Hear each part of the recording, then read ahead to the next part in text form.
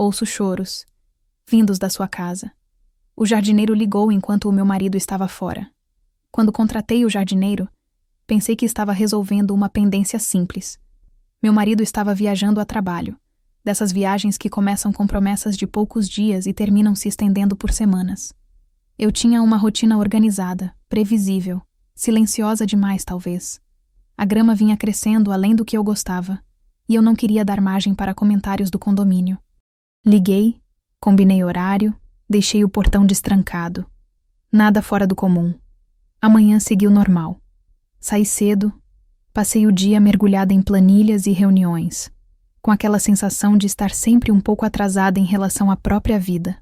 Eu me lembro de ter pensado, no meio da tarde, que seria bom chegar em casa e encontrar o quintal arrumado, como se aquilo pudesse trazer algum tipo de ordem interna também. Eu não sabia ainda o quanto aquela ideia era ingênua. O telefone tocou quando eu estava revisando um relatório. Número desconhecido. Atendi quase por impulso, esperando ser alguma ligação automática. A voz do outro lado era baixa, cuidadosa demais. Ele se identificou como o jardineiro que eu havia contratado. Achei estranho ele ligar, mas imaginei que fosse algo simples, talvez o portão, talvez a tomada do equipamento. Então ele disse quase num sussurro, como se alguém pudesse ouvir do outro lado da linha. Senhora, tem mais alguém na casa agora? Eu franzi a testa, olhando em volta do escritório, tentando entender a pergunta. Respondi que não, que eu estava no trabalho, que meu marido estava viajando. Houve uma pausa longa demais. O tipo de silêncio que pesa. É que eu estou ouvindo choro, ele disse, vindo do seu quarto. Isso não é uma televisão. A primeira reação foi rir, um riso nervoso, automático, desses que a gente usa quando algo não faz sentido. Eu disse que era impossível. Minha casa estava vazia. Eu tinha saído pela manhã, trancado tudo. Não havia crianças, não havia visitas, não havia nada que pudesse chorar no meu quarto. Ele insistiu. Disse que o som vinha de dentro, abafado, intermitente, que não parecia um barulho eletrônico, que ele tinha parado o cortador para ter certeza, que tinha pensado em ir embora, mas achou que precisava avisar. Eu desliguei tentando manter a calma, mas minhas mãos já estavam frias. O tipo de frio que começa nos dedos e vai subindo devagar. Tentei racionalizar. Podia ser uma casa vizinha, um som atravessando paredes, alguma ilusão auditiva causada pelo motor. Eu me repeti isso enquanto recolhia minhas coisas, avisando que precisava sair mais cedo, sem explicar muito. No caminho de volta, o trânsito parecia mais lento do que nunca. Cada semáforo fechado era uma tortura silenciosa. Meu celular permanecia mudo no banco do passageiro, e uma parte de mim esperava que ele tocasse de novo, que o jardineiro dissesse que tinha sido um engano. Outra parte não queria ouvir mais nada. Quando estacionei em frente à casa, o portão estava fechado. A grama cortada, o quintal aparentemente em ordem. Nada parecia fora do lugar. Paguei o jardineiro ali mesmo, à distância. Ele evitou olhar diretamente para mim. Disse apenas que tinha terminado tudo, e foi embora rápido, como alguém que não quer se envolver. Fiquei alguns segundos sentada no carro, respirando fundo, tentando recuperar o controle. Eu me sentia ridícula por estar com medo da minha própria casa. Era o meu espaço, construído com anos de trabalho, de concessões, de silêncio compartilhado. Nada de ruim tinha acontecido ali. Pelo menos era o que eu acreditava. Entrei devagar, sem fazer barulho, como se isso pudesse mudar alguma coisa. O som da porta se abrindo pareceu alto demais. O ar dentro da casa estava diferente, pesado, como se alguém tivesse passado horas ali respirando tristeza. Caminhei pela sala, pelo corredor, observando detalhes banais. O tapete no lugar, os porta-retratos alinhados, o relógio marcando o mesmo horário de sempre. Meu coração batia forte quando cheguei à porta do quarto. A maçaneta estava fria. Eu me lembro de pensar que, qualquer que fosse a explicação, ela iria mudar alguma coisa em mim. Girei a maçaneta com cuidado. Empurrei a porta lentamente. E naquele exato momento, antes mesmo de entender o que meus olhos estavam vendo, Eu soube que nada do que eu considerava seguro era tão sólido quanto eu imaginava. A primeira coisa que ouvi foi a respiração. Não era alta, nem desesperada. Era irregular, como alguém tentando não fazer barulho enquanto chora. O som vinha do banheiro da suíte, a porta entreaberta. Fiquei parada por alguns segundos, com a mão ainda apoiada na madeira da porta do quarto, sentindo o coração bater no ouvido. Pensei em sair correndo. Pensei em chamar alguém. Pensei em fingir que não tinha ouvido nada e ir embora. Mas meus pés não se mexeram. Dei um passo para dentro. Depois outro. O tapete cedeu sob meus pés e aquele som mínimo pareceu ecoar demais. A respiração do banheiro falhou por um segundo, como se quem estivesse ali tivesse percebido que não estava mais sozinho. Eu senti um nó no estômago, não exatamente de medo, mas de antecipação, como se eu já soubesse que o que eu estava prestes a ver não era um assalto, nem um estranho escondido. Era algo mais íntimo, mais errado. Empurrei a porta do banheiro com cuidado. A luz estava acesa. E ali, sentada no chão frio, com as costas apoiadas na banheira, estava minha sogra. Ela segurava um lenço amassado contra o rosto, os olhos inchados, vermelhos, o cabelo preso de qualquer jeito. Parecia menor do que de costume, encolhida, quase frágil. Por um segundo, meu cérebro se recusou a processar a cena. Minha sogra não chorava. Não daquele jeito. Ela era sempre firme, prática, controlada. A mulher que sabia tudo, que opinava sobre tudo, que decidia o que era melhor para todos, inclusive para mim. Ela levantou o olhar devagar quando me viu. Não se assustou. Não pareceu surpresa. Foi isso que mais me marcou, como se, de alguma forma, ela já esperasse que eu chegasse. Você voltou cedo, ela disse com a voz rouca, limpando o nariz sem nenhum constrangimento. Eu não respondi de imediato. Olhei ao redor, tentando entender por que ela estava ali. Meu banheiro, meu quarto, minha casa. As perguntas se atropelavam, mas nenhuma saía pela boca. Como você entrou aqui? Foi tudo o que consegui dizer. Ela apontou para a bancada, onde estava um molho de chaves. As nossas chaves. As que meu marido dizia que só ficavam com a gente. As que aparentemente nunca foram só nossas.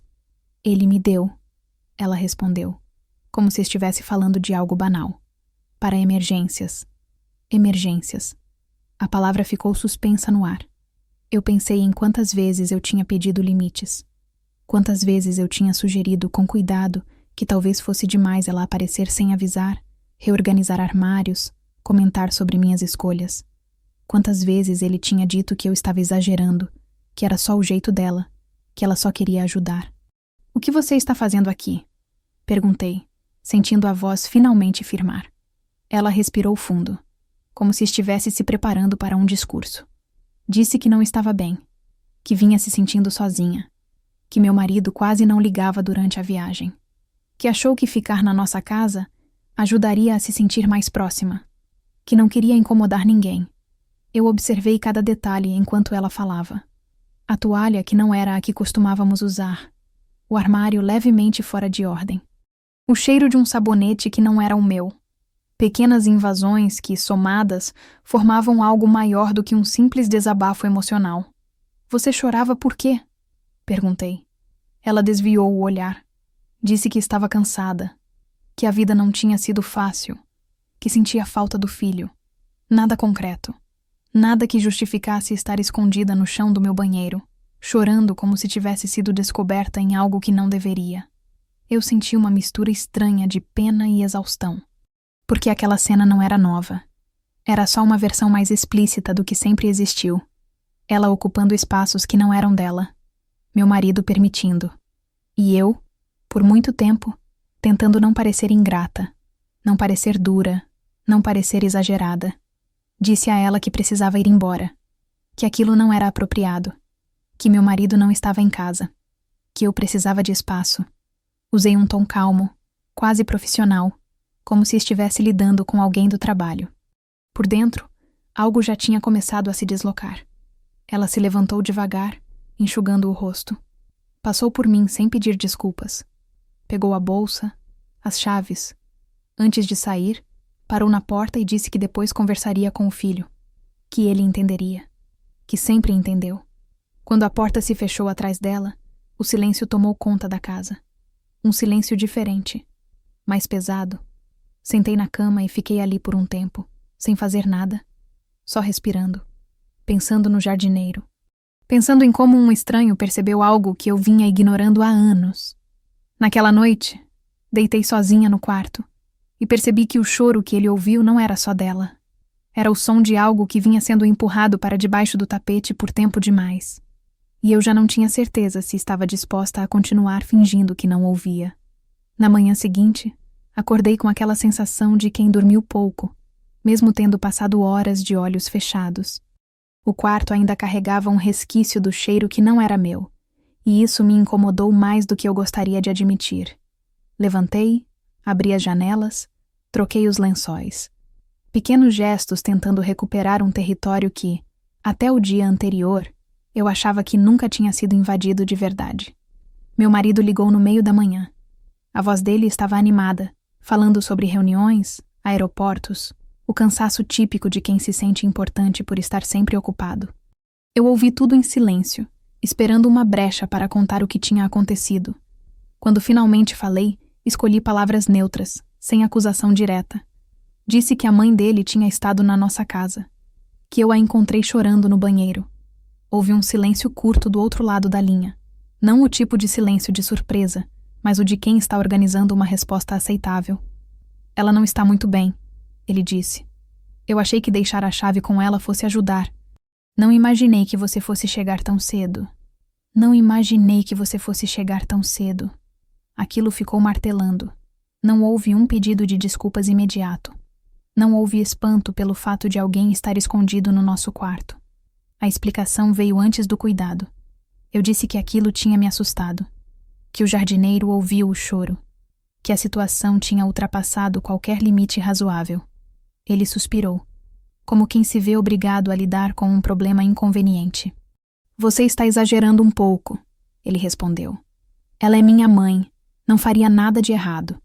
Nada de errado. Eu me perguntei quando foi que errado passou a significar apenas algo ilegal ou escandaloso. Quando invasão emocional deixou de contar. Quando o meu desconforto virou algo menor, negociável. Desligamos sem resolver nada. Passei o resto do dia com aquela conversa ecoando na cabeça. E foi ali, naquele incômodo persistente, que comecei a perceber algo que talvez eu tivesse evitado por tempo demais. Eu sempre fui a parte flexível da equação, a que cede para manter a paz, a que entende, que releva, que se adapta. Se você já se sentiu assim, se histórias como essa fazem sentido para você, eu imagino que acompanhar esse tipo de relato até o fim também seja uma forma de se sentir menos sozinho. Pensar nisso me trouxe um estranho conforto enquanto eu organizava a casa, tentando devolver cada coisa ao seu lugar. No final da tarde, recebi uma mensagem da minha sogra.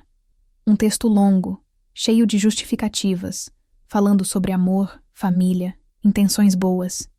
Em nenhum momento havia um pedido claro de desculpas. Apenas a certeza de que ela tinha agido por carinho e que eu deveria compreender. Apaguei a mensagem sem responder. Pela primeira vez, não senti culpa imediata.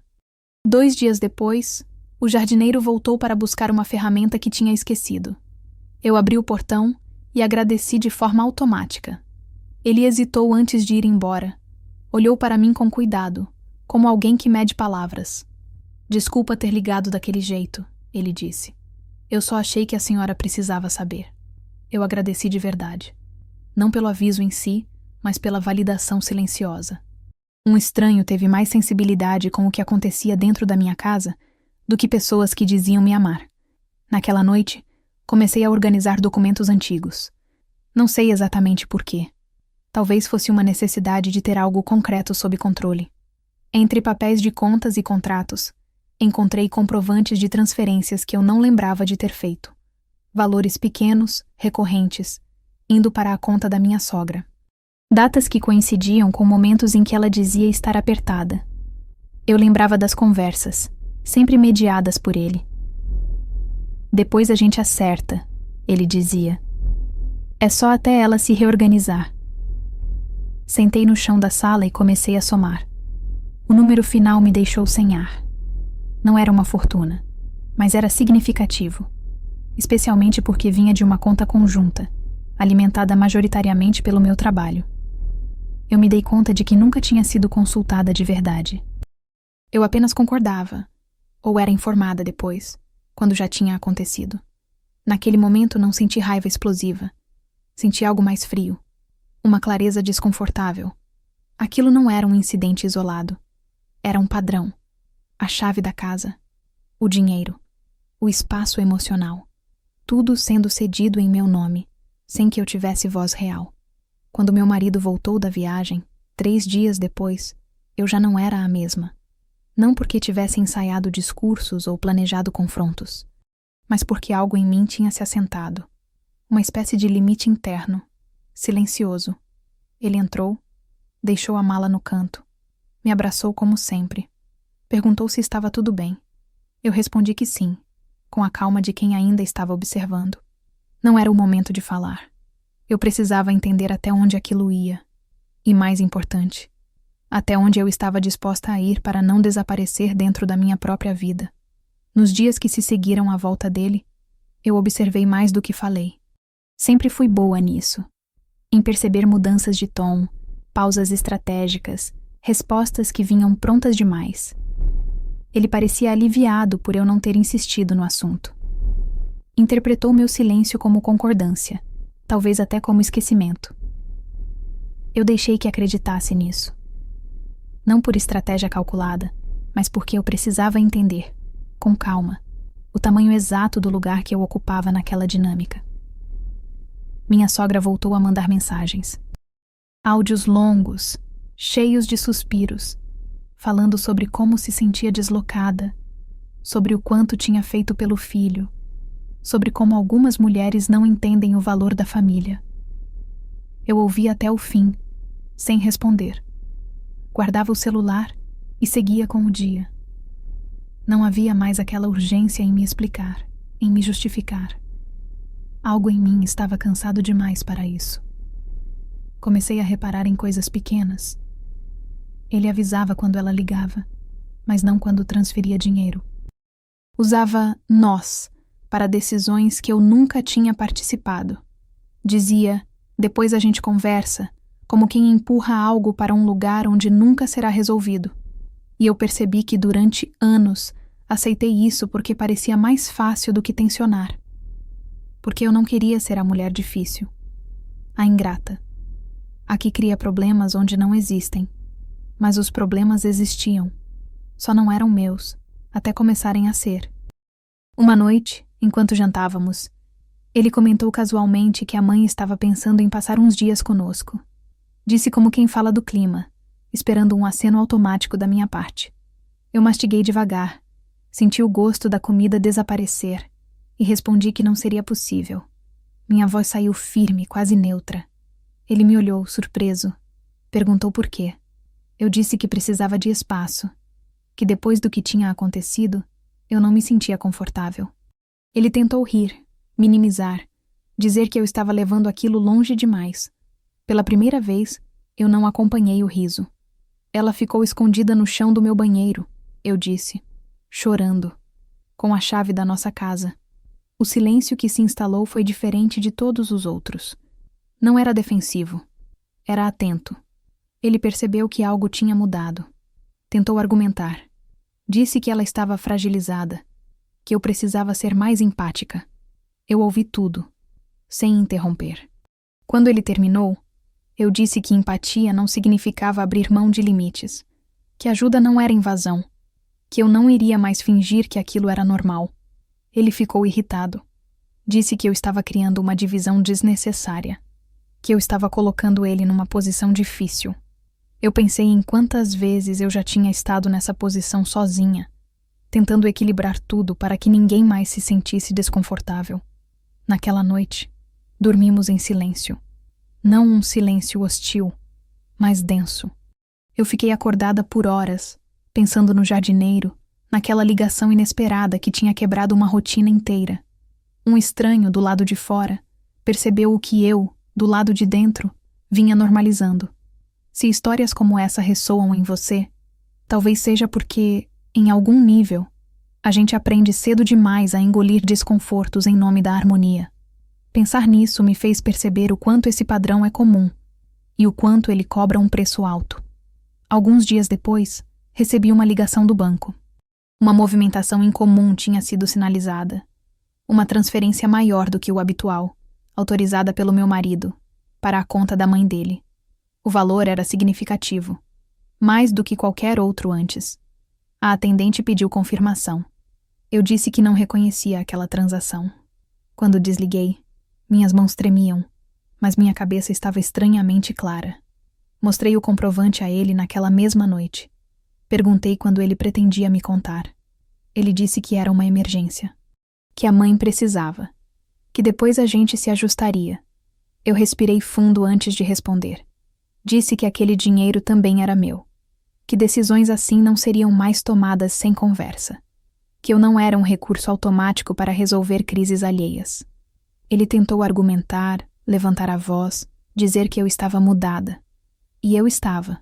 Propus algo simples: separar as finanças, contas claras, transferências combinadas, limites definidos, não como punição, mas como proteção. Ele reagiu mal. Disse que isso era falta de confiança. Eu disse que confiança não sobrevive sem transparência. Na semana seguinte, minha sogra apareceu sem avisar. Tocou a campainha como se ainda tivesse a chave, como se ainda tivesse livre acesso. Eu abri a porta, mantive o corpo firme no batente. Não a convidei a entrar. Ela me olhou com aquele misto de surpresa e reprovação que eu conhecia tão bem. Seu filho sabe que você está aqui? Perguntei.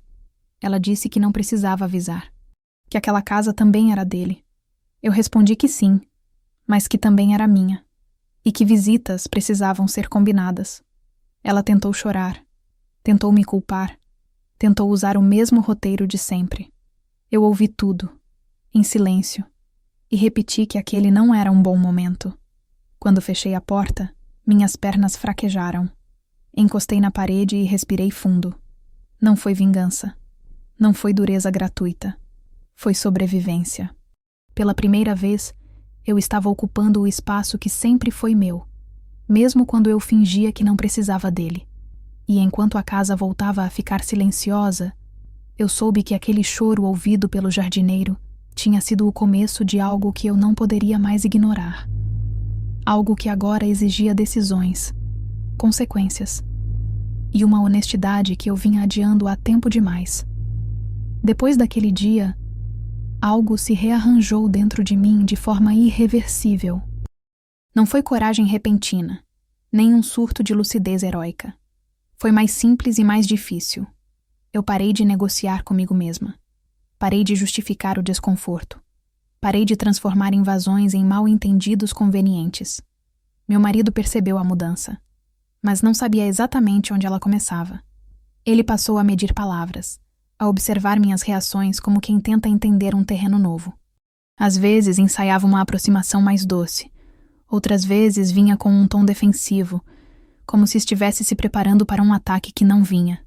Eu seguia firme, sem elevar a voz, sem provocar. Apenas não cedia mais. As conversas sobre a mãe dele continuaram, mas agora eram diferentes. Eu não aceitava mais decisões prontas. Quando ele dizia, ela precisa, eu perguntava, do que, exatamente? Quando dizia, é só por um tempo, eu perguntava, quanto tempo? Perguntas simples, objetivas, que antes eu evitava para não parecer insensível. Ele se irritava com isso. Dizia que eu estava fria. Eu pensava no chão do meu banheiro, no choro abafado, e me mantinha em silêncio. Uma tarde, ele chegou mais cedo do trabalho. Sentou-se à minha frente na mesa da cozinha, com aquele ar sério de quem decidiu ter uma conversa importante. Disse que a mãe estava se sentindo rejeitada, que ela chorava ao telefone, dizendo que eu a estava afastando do próprio filho. Eu ouvi com atenção. Quando ele terminou, respondi que não estava afastando ninguém. Estava apenas delimitando o que era meu, que a dor dela não podia ser resolvida às custas da minha ausência emocional. Ele me olhou como se estivesse me vendo pela primeira vez. Perguntou quando eu tinha ficado assim. Eu respondi que sempre fui assim. Só tinha aprendido a me calar. Naquela noite, recebi outra mensagem dela. Dessa vez, curta. Dizia que não entendia por que eu estava sendo tão dura. Que ela sempre me tratou como filha. Eu reli várias vezes antes de apagar. Pensei em quantas vezes ser tratada como filha significou ser infantilizada, ignorada, colocada em segundo plano. Pensei em como palavras bonitas podem esconder expectativas silenciosas. Se você já viveu algo parecido, talvez saiba como é solitário perceber que a imagem de harmonia foi construída em cima da sua concessão constante. Pensar nisso me fez entender por que tantas pessoas se reconhecem nesse tipo de história. Não é sobre um grande conflito, é sobre pequenos apagamentos diários. Algumas semanas depois, aconteceu o que ele chamou de inevitável. A mãe dele teve um mal-estar leve. Nada grave, segundo os médicos, mas o suficiente para mobilizar ligações, mensagens urgentes, aquele clima de crise que sempre justificava excessos. Ele quis levá-la para passar uns dias conosco. Disse que seria temporário. Disse que precisava do nosso apoio. Eu pedi para sentarmos e conversarmos. Mostrei com calma os registros de transferências, as datas, os valores. Mostrei como decisões eram tomadas sem mim, não como acusação, mas como fatos.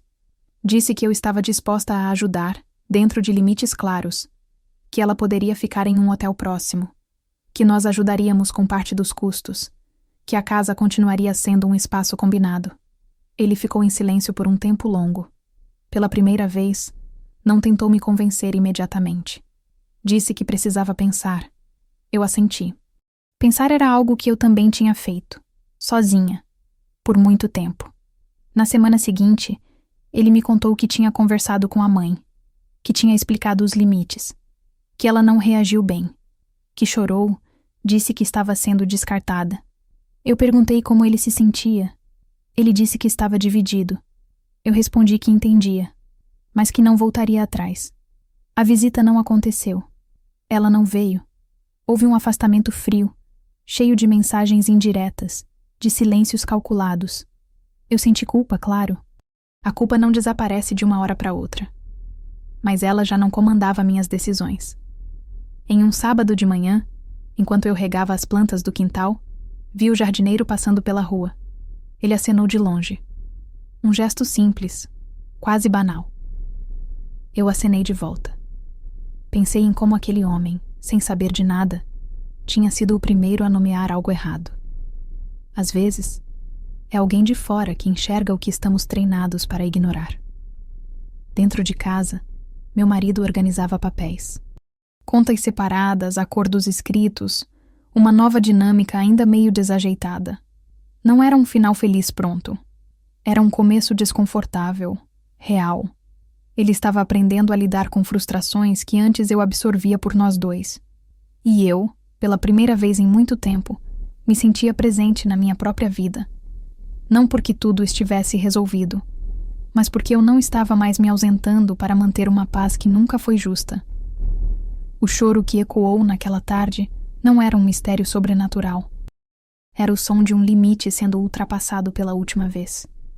E eu sabia que ainda haveria consequências, conversas difíceis, ajustes. Mas também sabia que não voltaria a fingir que não ouvia.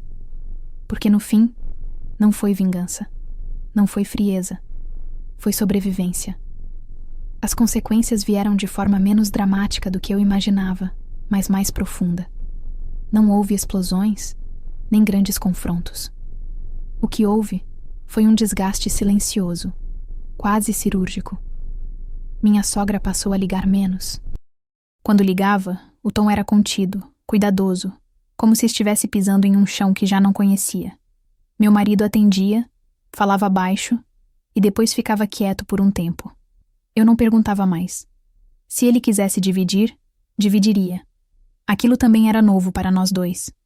Percebi o quanto ele estava acostumado a me ter como amortecedor emocional. Alguém que traduzia, suavizava, resolvia. Agora, ele precisava lidar diretamente com a frustração da mãe, com a própria culpa, com o desconforto de dizer não. e isso o deixava exausto. Houve dias em que ele tentou voltar ao padrão antigo, sugerindo pequenas concessões, como se fossem insignificantes. Eu escutava, pensava e respondia com a mesma frase. Isso ultrapassa o que eu consigo oferecer. Não havia raiva, só verdade. Uma noite, ele me perguntou se eu ainda o amava. A pergunta veio baixa, quase infantil. Eu demorei a responder. Disse que sim, mas que amor não podia continuar significando autoabandono, que eu precisava existir inteira naquela relação. Ele assentiu, mas eu vi nos olhos dele que isso exigiria um luto. O luto da mulher sempre disponível, do conforto de não ter que escolher. Com o tempo, comecei a perceber algo curioso. O ambiente da casa mudou. Não de forma espetacular, mas sutil. O ar parecia mais leve. Eu não me sentia mais observada, avaliada, como se qualquer gesto meu pudesse ser comentado depois. Comecei a deixar coisas fora do lugar sem ansiedade, a cantarolar enquanto cozinhava. Pequenos sinais de que eu estava, finalmente, habitando aquele espaço. Se você acompanha histórias assim, talvez entenda como essa sensação é rara para quem passou anos se moldando para caber. Pensar nisso me fez querer continuar falando, mesmo que em silêncio, para quem reconhece esse tipo de dor contida. Alguns meses depois, veio o convite para um almoço de família, aniversário dela. Meu marido me perguntou se eu iria. Não houve pressão. Apenas a pergunta. Eu pensei bastante antes de responder. Disse que iria, mas que sairia se me sentisse desconfortável. Ele concordou. Aquilo por si só já dizia muito. No almoço fui cordial, educada, distante. Ela me observava com atenção, como quem tenta decifrar um novo código. Não houve pedidos de desculpa. Também não houve provocações. Era um equilíbrio estranho, ainda frágil. Em determinado momento, alguém comentou como eu estava mais calma, mais confiante. Ela ficou em silêncio. Eu também. Quando fomos embora, no carro, meu marido disse que tinha sido difícil, mas necessário. Eu olhei pela janela, vendo as ruas passarem, e pensei em como aquilo tudo começou com uma ligação inesperada. Um sussurro do outro lado da linha, perguntando se havia mais alguém na casa. Havia. Havia uma história inteira que eu vinha evitando encarar. Hoje, quando lembro daquele dia, não sinto medo. Sinto gratidão. Porque aquele choro, ouvido por alguém de fora, me obrigou a ouvir o meu próprio. Me obrigou a parar de minimizar o que doía. A parar de ser conveniente.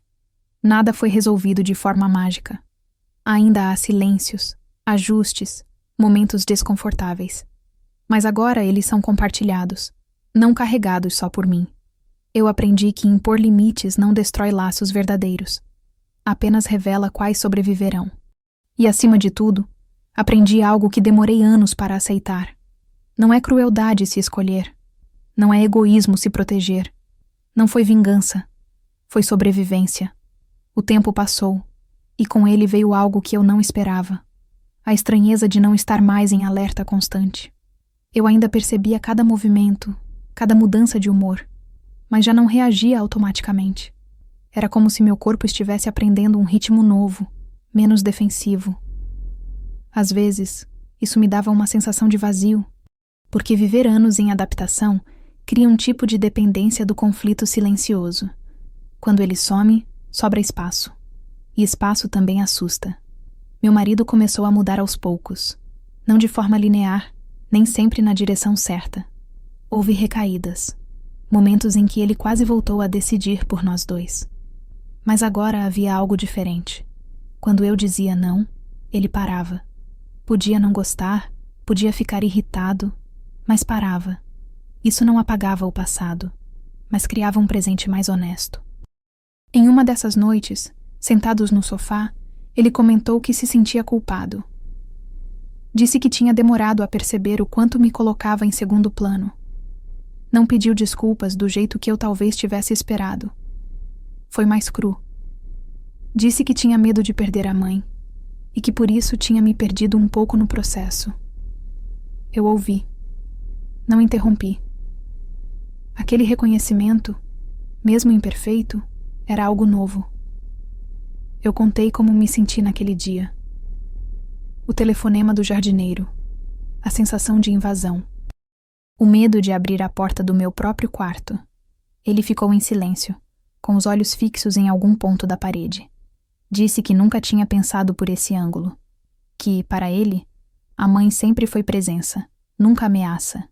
Eu disse que entendia, mas que entender não apagava o impacto. Se você já viveu algo parecido, talvez saiba como é cansativo explicar o óbvio. Como é exaustivo traduzir sentimentos básicos para quem nunca precisou questionar seus próprios privilégios emocionais. Pensar nisso me fez perceber o quanto eu tinha normalizado esse esforço unilateral. Algum tempo depois, precisei passar por um procedimento médico simples, nada grave, mas que exigia repouso. Fiquei em casa, vulnerável, fora da rotina. Foi nesse momento que percebi outra coisa. Ninguém tentou ocupar aquele espaço. Minha sogra não apareceu. Não ligou chorando. Meu marido ficou comigo, assumiu tarefas, respeitou o silêncio. Aquilo me tocou mais do que qualquer discurso. Ainda assim, havia um resíduo, uma memória corporal daquele dia em que cheguei mais cedo do trabalho. Às vezes, ao entrar no quarto, eu lembrava da porta do banheiro entreaberta, do choro abafado, do choque. Essas imagens não desaparecem rápido. Elas se acomodam em algum canto da gente, esperando para serem ressignificadas. Em uma sessão de terapia, meses depois, eu contei essa história em voz alta pela primeira vez. A terapeuta me ouviu sem interromper. Quando terminei, ela disse algo simples. Você não foi vista quando precisava, mas aprendeu a se ver. Aquilo ficou comigo, porque no fundo não era só sobre a minha sogra, nem apenas sobre o meu marido. Era sobre uma vida inteira sendo ajustada para caber nas expectativas dos outros. Sobre aprender, tarde, que desconforto constante não é o preço natural do amor.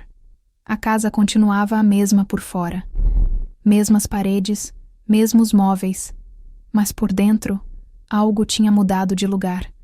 E eu sabia que ainda haveria testes. Datas comemorativas, emergências emocionais.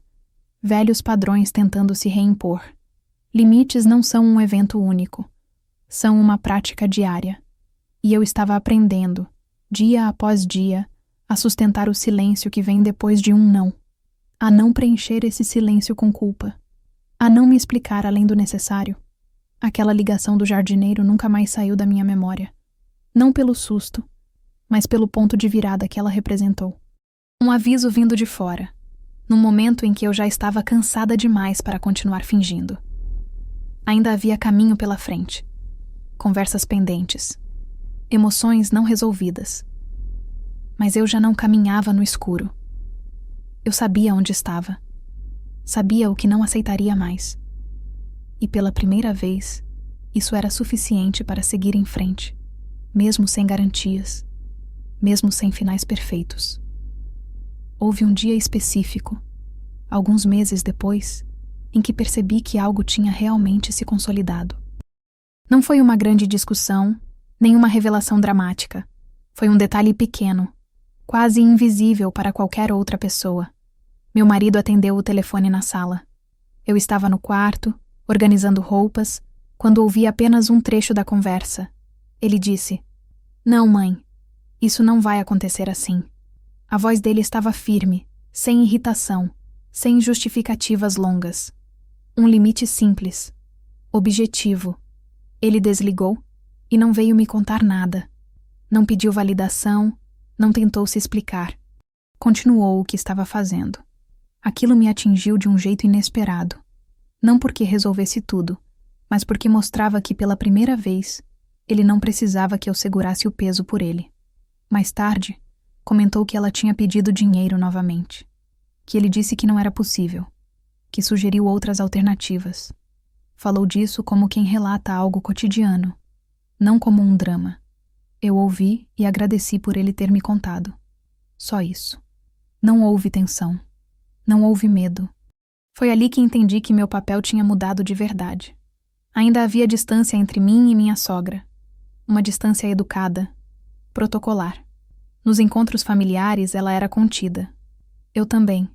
Não éramos amigas, e talvez nunca fôssemos. E tudo bem. Eu não precisava mais forçar intimidades para provar que era boa o suficiente. Em uma dessas reuniões, alguém comentou, em tom de brincadeira, que eu tinha ficado mais reservada. Eu sorri. Reservada não. Eu estava inteira. A diferença é que nem todo mundo tinha acesso a isso. Se você escuta histórias assim e sente um aperto no peito, talvez seja porque reconhece esse lugar de quem sempre cede. Pensar nisso me faz querer dizer, mesmo que em pensamento, que mudar não te torna pior, te torna mais honesta. Com o tempo, parei de revisitar mentalmente aquela cena no banheiro com tanta frequência. Ela perdeu a carga de choque e ganhou um significado mais claro. Não era sobre uma mulher chorando no chão. Era sobre um sistema inteiro funcionando às custas do meu silêncio. E sistemas só se mantêm enquanto alguém sustenta.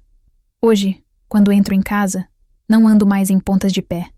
Não sinto necessidade de verificar portas, de observar sinais invisíveis. A casa voltou a ser um lugar de descanso. Não perfeito, não livre de conflitos, mas meu. Meu casamento também não virou um conto idealizado. Ainda estamos aprendendo. Ainda tropeçamos. Mas agora existe algo que antes não existia. Responsabilidade compartilhada. Escolhas conscientes, consequências assumidas. Às vezes penso no jardineiro. Nunca mais o vi. Ele foi apenas um mensageiro involuntário.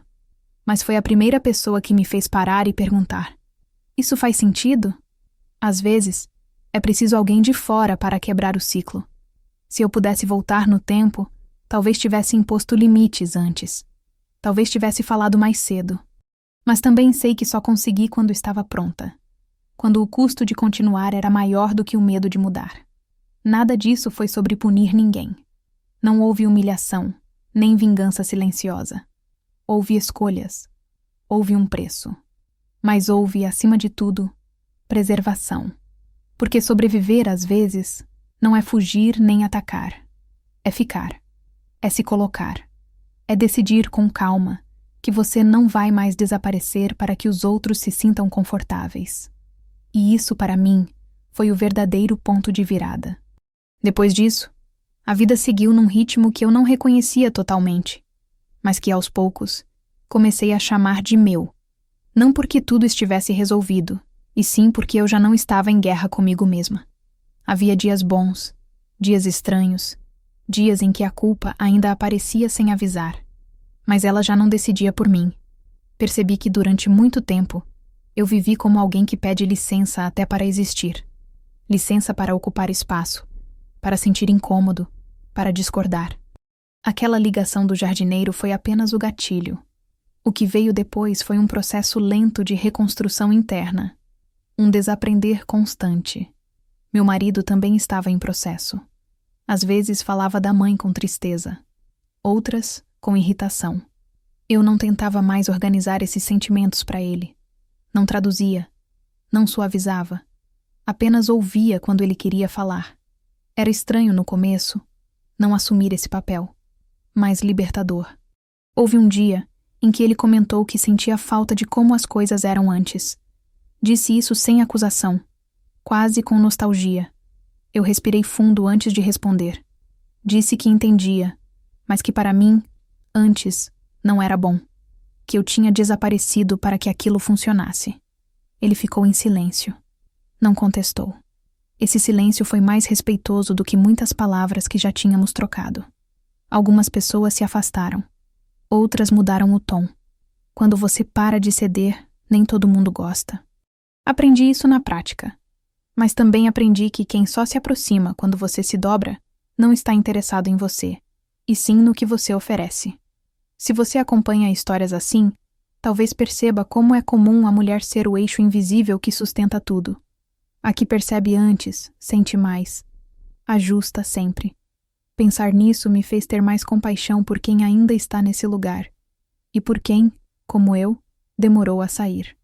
Hoje, quando lembro daquele dia em que cheguei mais cedo do trabalho, ainda sinto um arrepio leve.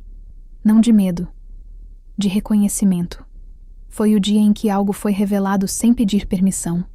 O dia em que o silêncio ficou audível demais para ser ignorado. A casa continua sendo a mesma, mas eu não sou. E isso muda tudo. Eu aprendi que limites não são muros altos. São portas com tranca. Você escolhe quem entra, quando entra e por quanto tempo fica. Nada disso foi fácil. Nada foi rápido. Não houve aplausos nem validação externa. Houve desconforto, perdas pequenas, ajustes constantes. Mas houve também algo que eu não tinha há muito tempo: coerência entre o que eu sentia e o que eu fazia. E no fim, quando penso em tudo o que aconteceu, sei exatamente como nomear aquele momento. Não foi um escândalo, não foi um confronto, não foi vingança. Foi o início de uma sobrevivência consciente. Com o passar do tempo, comecei a perceber como meu corpo reagia diferente às situações. Antes, qualquer mensagem inesperada me deixava tensa. Qualquer ligação fora de hora disparava uma ansiedade automática. Agora, havia um intervalo entre o estímulo e a reação. Um espaço novo, onde eu podia escolher. Esse espaço foi a maior conquista de todas. Nem sempre eu escolhia perfeitamente. Às vezes, ainda dizia sim quando queria dizer não. Às vezes, explicava demais. Mas mesmo nesses momentos, eu me via. E isso mudava tudo. Porque antes eu nem me enxergava enquanto cedia. Meu marido, em alguns dias, parecia mais distante. Em outros, mais presente do que nunca. Havia uma reorganização acontecendo entre nós. E reorganizar dói. Ele começou a perceber o quanto tinha se apoiado na minha flexibilidade para evitar conflitos próprios. Não foi algo que ele admitiu com facilidade. Veio em frases soltas, comentários atravessados, silêncios longos. Eu aprendi a não preencher esses silêncios. Aprendi que nem todo vazio precisa ser consertado. Em um domingo à tarde, sentados no sofá, ele comentou que a mãe estava considerando terapia. Disse isso com uma mistura de surpresa e ceticismo. Eu apenas ouvi. Não comemorei, não critiquei. Aquilo não me pertencia. Pela primeira vez, eu não me sentia responsável pelo processo emocional dela. Se você já esteve nesse lugar, sabe como é difícil soltar o papel de mediadora. Como dá medo deixar que os outros lidem com as próprias dores. Pensar nisso me fez entender que cuidar de mim não era abandono do outro. Era apenas devolver responsabilidades. Alguns limites precisaram ser reafirmados mais de uma vez. Datas comemorativas ainda eram delicadas. Sempre havia uma expectativa implícita de que eu cedesse só dessa vez. E às vezes, eu cedia mesmo. Mas agora era escolha consciente, não obrigação. E quando eu dizia não, eu sustentava o desconforto que vinha depois. Houve um Natal particularmente silencioso. Não houve grandes reuniões, nem discursos emocionados. Foi estranho, mas foi honesto. Eu percebi que estava tudo bem não performar felicidade para manter aparências. A paz que eu sentia era discreta, mas real. Em certos momentos, me peguei com raiva do passado, de mim mesma, por ter aceitado tanto, por ter ficado, por não ter visto antes. A terapia me ajudou a entender que essa raiva também fazia parte, que ela não precisava ser negada nem transformada em culpa, apenas reconhecida. Quando penso naquela mulher que entrou devagar na própria casa, com medo do que encontraria, sinto uma ternura profunda. Ela ainda não sabia se proteger. Ainda achava que precisava ser compreensiva o tempo todo. Eu queria dizer a ela que não era fraqueza. Era sobrevivência no modo possível. Hoje, eu sobrevivo de outro jeito. Um jeito mais consciente, menos silencioso. Ainda imperfeito, ainda em construção. Mas meu. Nada disso apagou o passado. Ele existe, com suas marcas. Mas já não define minhas escolhas. Eu aprendi que há uma diferença enorme entre manter a paz e manter a si mesma. E que muitas vezes, a gente só descobre isso quando o custo de continuar é alto demais. Aquele choro ouvido por alguém de fora foi um aviso. Não sobre perigo imediato, mas sobre um limite ultrapassado há muito tempo. Um aviso que eu finalmente escutei. E desde então, eu sigo assim. não buscando finais perfeitos, apenas permanecendo inteira. Porque no fim das contas, não foi sobre ganhar, não foi sobre provar nada a ninguém. Foi, e continua sendo, sobre sobreviver sem me perder de novo. Houve um momento, algum tempo depois, em que percebi que já não contava essa história para tentar entender o que tinha acontecido.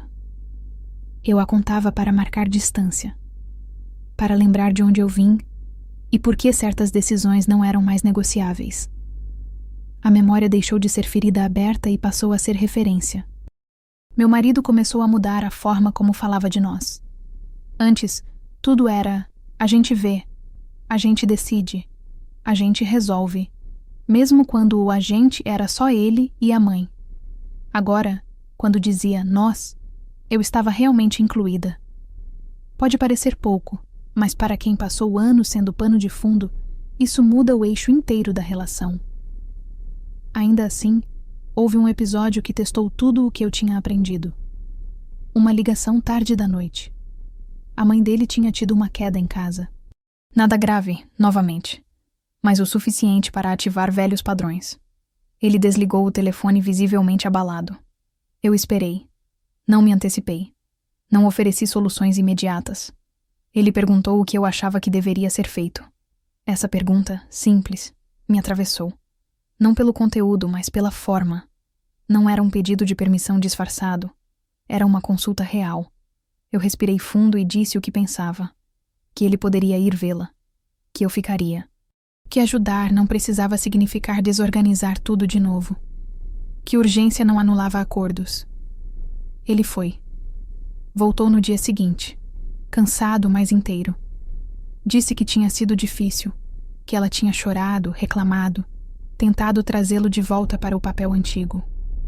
Disse que, pela primeira vez, ele não cedeu. Não porque eu tivesse pedido, mas porque entendeu. Eu ouvi, com uma mistura de alívio e cautela. Mudanças reais não se provam em um episódio só. Elas se constroem na repetição. E eu estava preparada para isso. Se você se vê nessas camadas de silêncio, talvez entenda como cada pequeno avanço exige uma vigilância interna enorme. Não para controlar o outro, mas para não voltar a se abandonar. Pensar nisso me fez perceber o quanto esse tipo de amadurecimento é solitário. Pouca gente aplaude. Pouca gente percebe. Com o tempo, comecei a ocupar outros espaços da minha vida com mais presença. Retomei interesses que tinham ficado adormecidos. Passei a dizer não sem preparar discursos longos. A confiar que minha percepção era válida. Isso não me tornou mais dura. Me tornou mais clara. A casa, aquela mesma casa onde tudo começou, deixou de carregar tensão nos cantos. Eu parei de andar devagar, como se pudesse surpreender algo escondido.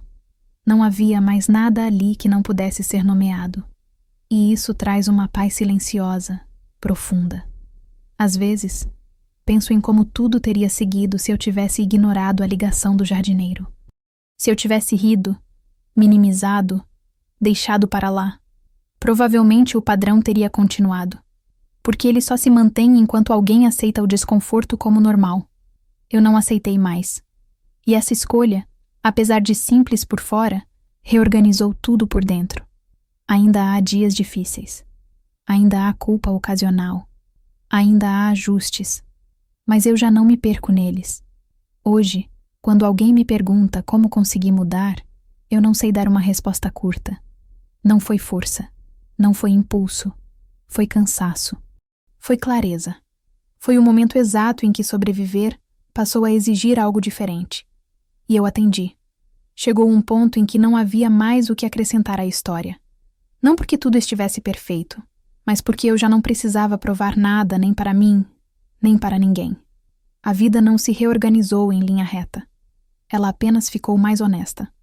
Meu marido e eu seguimos juntos, mas de um jeito diferente daquele que começou. Não mais sustentado por concessões silenciosas, e sim por escolhas conscientes. Algumas conversas ainda são difíceis, outras, surpreendentemente simples. Aprendemos aos tropeços que parceria não é evitar conflitos, e sim enfrentá-los sem que alguém precise desaparecer no processo. Minha sogra continua existindo na nossa vida, mas em outro lugar. Um lugar delimitado, sem chaves extras, sem decisões ocultas, sem dinheiro saindo em silêncio. Ela não virou vilã, nem eu virei heroína. Apenas deixamos de viver numa dinâmica que dependia do meu apagamento para funcionar. Às vezes, penso no quanto demorei para entender que amor não exige que a gente aceite tudo, que maturidade não é aguentar em silêncio, que ser boa não significa ser disponível o tempo todo. Essas ideias parecem óbvias quando ditas em voz alta, mas são difíceis de viver quando fomos treinadas para manter tudo funcionando, custe o que custar. Hoje, quando entro em casa, faço isso com o corpo relaxado, sem aquele cuidado excessivo, sem aquela vigilância interna. O quarto é apenas um quarto. O banheiro, apenas um banheiro. Não há portas entreabertas carregadas de tensão. O passado não desapareceu, mas perdeu o poder de me assombrar. Aquela ligação do jardineiro ainda ecoa na minha memória, não como susto, mas como marco. Foi o momento em que alguém de fora ouviu o que eu vinha abafando por dentro há anos. O momento em que eu fui obrigada a parar e perguntar: por que isso me parece normal? E pela primeira vez, não aceitar a resposta automática. Se você ficou comigo até aqui, talvez seja porque reconheceu algo dessa história em si. Talvez não nos detalhes, mas no sentimento de ser sempre a parte que cede. A que entende. A que aguenta. Eu quero te dizer algo com a mesma calma com que precisei aprender a dizer a mim mesma. Você não precisa se perder para manter ninguém. Não foi vingança. Não foi frieza. Não foi dureza. Foi sobrevivência. Obrigada por ouvir até o fim. Se histórias assim fazem sentido para você e te ajudam a se sentir menos sozinha, se inscrever no canal é uma forma simples de apoiar esse tipo de conteúdo. E, acima de tudo, cuide de você. Ninguém mais pode fazer isso no seu lugar.